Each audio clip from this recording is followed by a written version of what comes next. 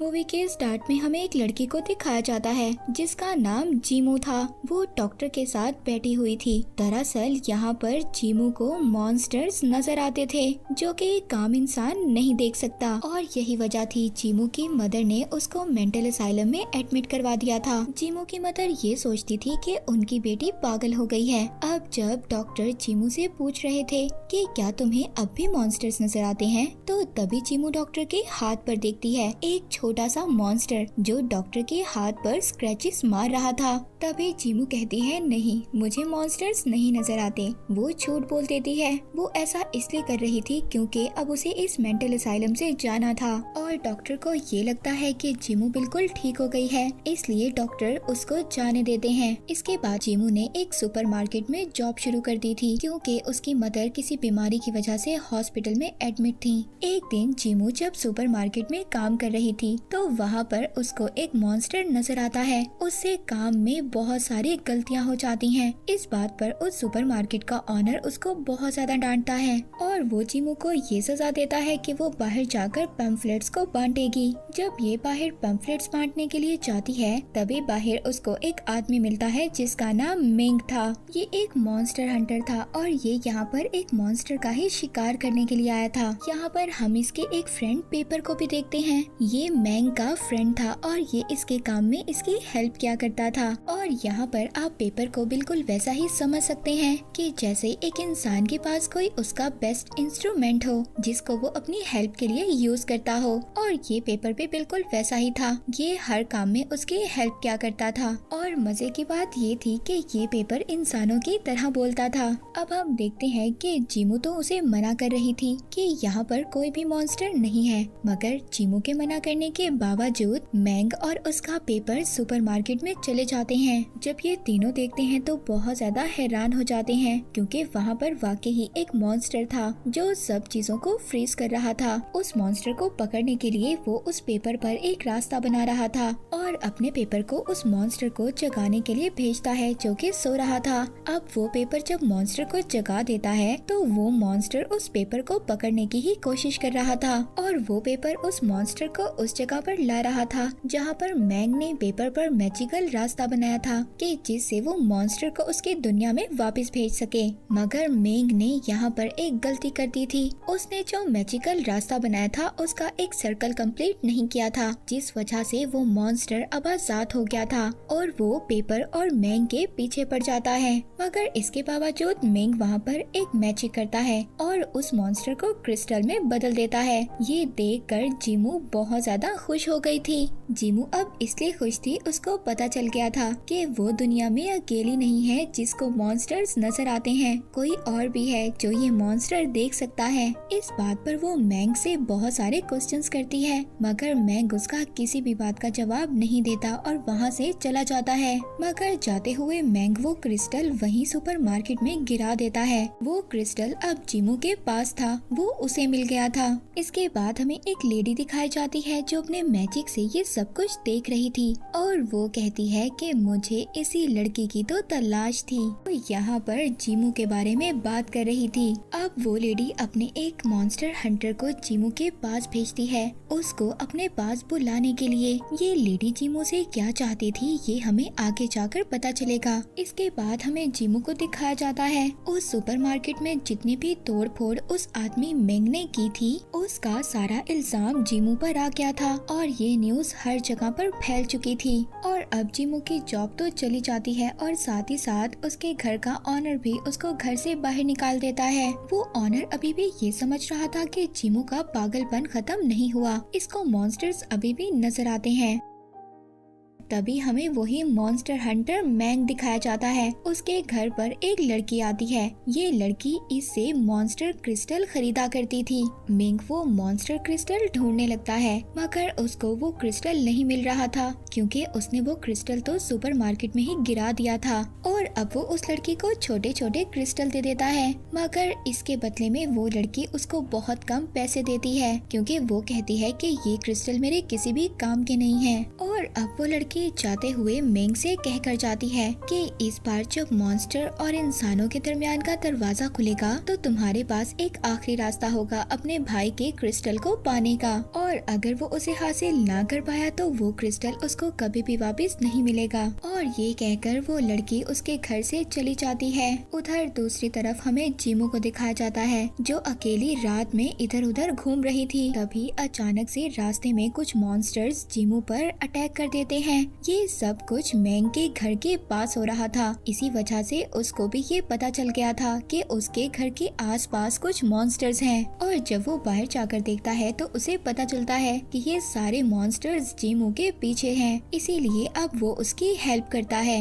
वहाँ पर मॉन्स्टर्स बहुत ज्यादा थे, इस वजह से मेंग भी उन मॉन्स्टर्स का मुकाबला नहीं कर पा रहा था। तभी वहाँ पर और भी बहुत सारे मॉन्स्टर्स हंटर आ जाते हैं और वो उन सभी मॉन्स्टर्स को चुटकियों में खत्म कर देते हैं, क्योंकि उनके पास मेंग से भी ज्यादा अच्छे वेपन्स थे मॉन्स्टर्स को पकड़ने वाले। और साथ ही साथ वो सभी मॉन्स्टर हंटर्स मेंग को ये कह रहे थे कि ये उनका एरिया है, यहाँ पर वो आइंदा कभी भी ना आए। दरअसल ये जितने भी मॉन्स्टर हंटर्स थे ये मॉन्स्टर्स को क्रिस्टल में बदलकर बेचने का काम किया करते थे। अब जीमू वहाँ से जल्दी से भागकर मेंग की गाड़ी के अंदर आकर बैठ गई थी और उसको वो क्रिस्टल भी दे देती है जो उसको सुपरमार्केट से मिला था। साथ ही साथ मेंग को वो अपनी स्टोरी भी सुनाती है कि जब वो बहुत छोटी थी जब से उसको मॉन्स्टर्स नजर आते हैं, इसी वजह से उसकी मदर ने उसको मेंटल असाइलम में एडमिट करवा दिया था। सब लोग मुझे ये समझते थे कि मैं पागल हूँ और अब मुझे ये समझ नहीं आता कि ये सब मॉन्स्टर्स मेरी जान के दुश्मन क्यों हैं। मैं कहता है कि इन बातों के बारे में तो मैं कुछ नहीं जानता,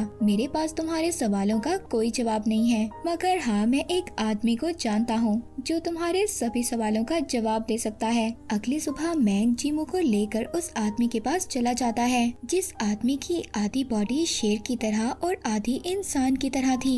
इसका मतलब ये था कि वो आदमी भी मॉन्स्टर था और वो इंसानों की दुनिया में रहने की वजह से आधा इंसान बन गया। वो आदमी अब जीमू को बता रहा था। वो आदमी बताता है कि मॉन्स्टर्स और इंसानों की दुनिया बिल्कुल अलग है और कभी कभी ऐसा होता है कि ये दुनिया आपस में मिक्स हो जाती है, जिसकी वजह से मॉन्स्टर्स इंसानों की दुनिया में आ जाते हैं और मॉन्स्टर हंटर उनको हंट कर कर क्रिस्टल में बदल देते हैं, जिस वजह से उनकी पावर्स का कोई भी इंसान यूज कर सकता है। और तुम्हें मॉन्स्टर्स इसलिए नजर आते हैं कि तुम अगली गार्डियन हो, तुम मॉन्स्टर्स और इंसानों के दुनिया के दरमियान की अगली गार्डियन हो। वो गेट कुछ दिन में खुलने वाला है और जैसे ही वो ओपन होगा तुम्हें तुम्हारी सारी पावर्स मिल जाएंगी। और साथ ही साथ में वो आदमी एक लेडी का नाम भी बताता है। वो कहता है कि वो फर्स्ट गार्डियन है और वो ये नहीं चाहती कि अगली गार्डियन तुम बनो। ये आदमी यहाँ पर उसी लेडी की बात कर रहा था जिसको हमने देखा। वो लेडी जीमू को अपने पास लाना चाहती थी ताकि वो उसकी पावर्स ले सके। वो ये नहीं चाहती कि तुम उसकी जगह लो, इसीलिए वो गार्डियन मॉन्स्टर्स के जरिए तुम पर अटैक करवाती है और जैसे जैसे टाइम गुजरता रहेगा वो तुम्हें किडनैप करने की भी कोशिश करेगी, क्योंकि जैसे जैसे गेट ओपन होने का टाइम होगा तुम्हें तुम्हारी पावर्स मिलना शुरू हो जाएंगी, जिससे कि तुम पावर्स को यूज कर कर बहुत ज्यादा पावरफुल हो सकती हो। मगर हाँ, जब तक गेट ओपन नहीं हो जाता तुम्हें उस लेडी गार्डियन से बचकर रहना होगा।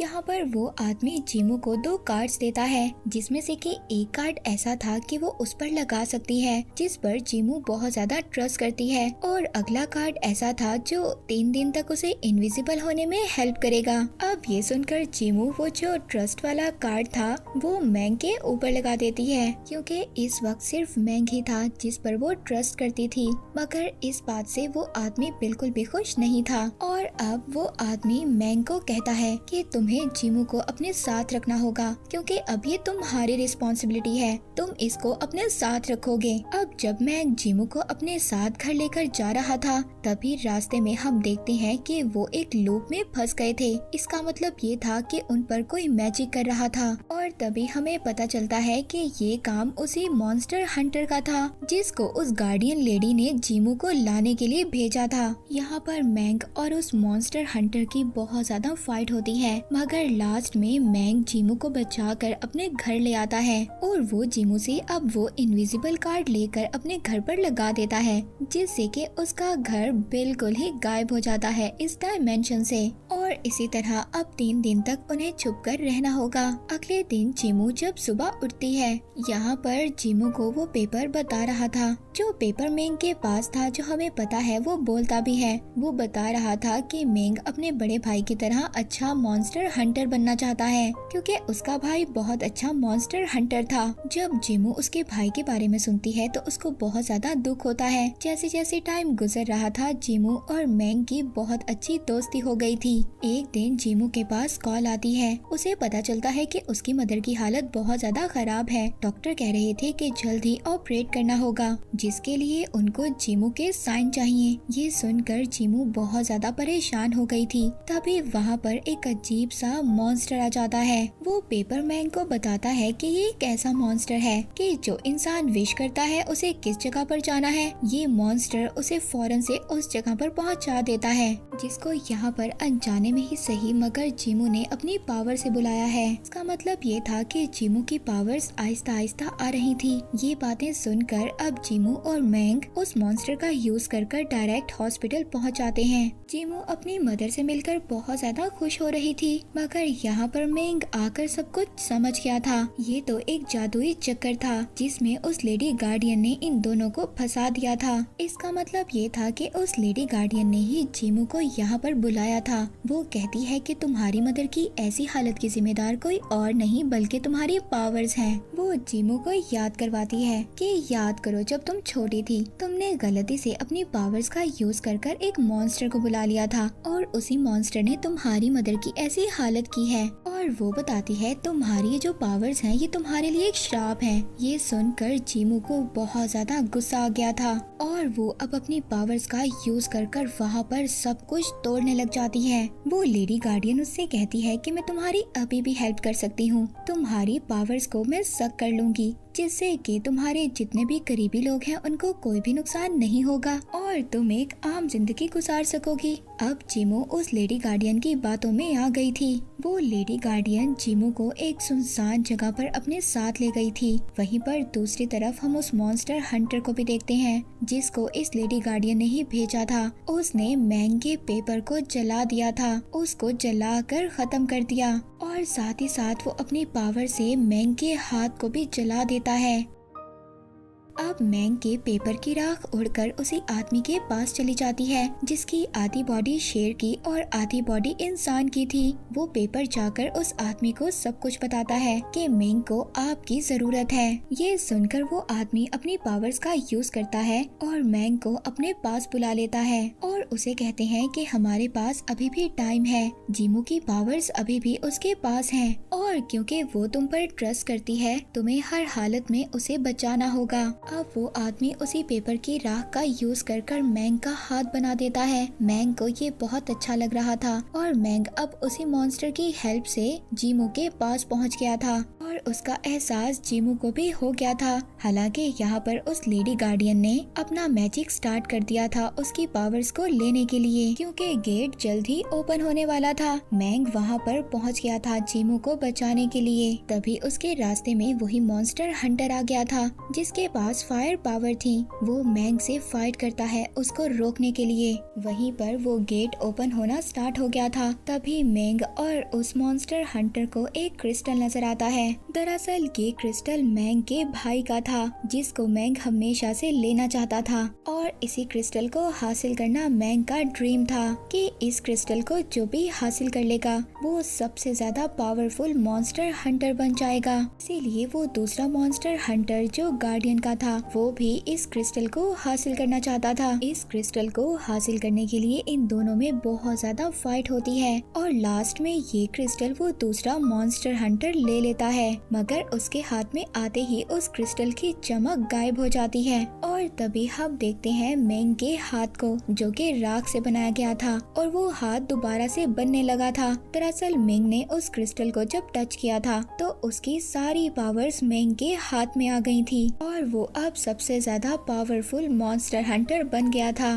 वो अपनी पावर्स का यूज कर उस मॉन्स्टर हंटर को मार देता है और जल्दी से जीमू के पास जाता है। वो देखता है तो वो तो बेहोश थी। वो लेडी गार्डियन मेंग से कहती है कि तुमने तो आने में देर कर दी, क्योंकि कुछ ही देर बाद जीमू इस दुनिया से गायब हो जाएगी। इस बात पर मेंग अब जीमू से कह रहा था, हम दोनों ने यहाँ तक आने के लिए बहुत ज्यादा स्ट्रगल की है और अब तुम मुझे छोड़कर नहीं जा सकती। मैं तुम्हारा जिंदगी भर साथ दूंगा, तुम्हारी सेफ्टी करूंगा। और ये सुनकर जीमू एक बार फिर दोबारा से खड़ी हो जाती है। गेट भी ओपन हो गया था और अब जीमू भी बहुत ज्यादा पावरफुल हो गई थी। जीमू के उठते ही वहाँ पर वही सुपरमार्केट वाला मॉन्स्टर आ गया था और जीमू ने अपनी पावर्स का यूज कर बड़ी ही आसानी से उस लेडी गार्डियन को मार दिया था, जो उसकी पावर्स लेना चाहती थी और साथ ही साथ वो उस सुपरमार्केट वाले मॉन्स्टर को भी उसकी दुनिया में वापस भेज देती है। इसके बाद जीमू और मेंग जब एक दूसरे को देखते हैं तो बहुत ज्यादा खुश हो रहे थे। दरअसल उन्होंने अपनी जिंदगी में वो सब कुछ हासिल कर लिया था जो वो पाना चाहते थे। और इसी के साथ ये मूवी यहीं पर एंड हो जाती है।